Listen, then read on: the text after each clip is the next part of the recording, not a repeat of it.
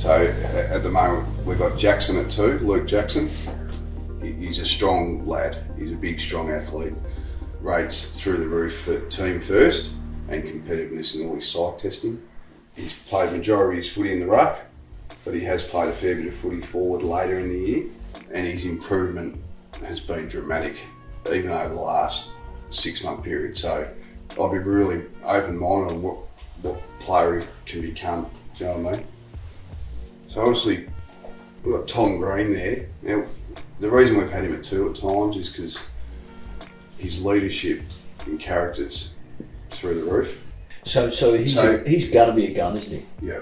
And we're hoping, I don't know how much hope, we're hoping the other bloke's a gun forward until he becomes a ruckman.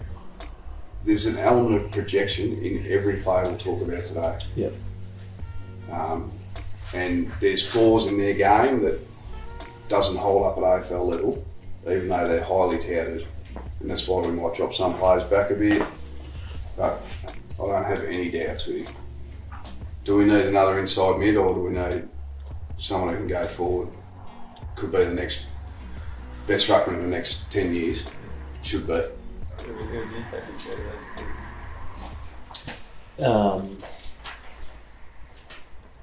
would take Jackson. With pick 3, the Melbourne Football Club has selected Luke Jackson from East Fremantle.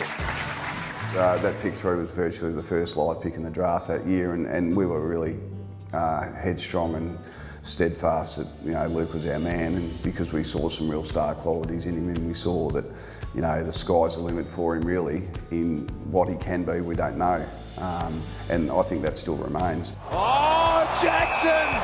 What about the rising star? Sometimes what you see at under 18 level, it just reflects what they become.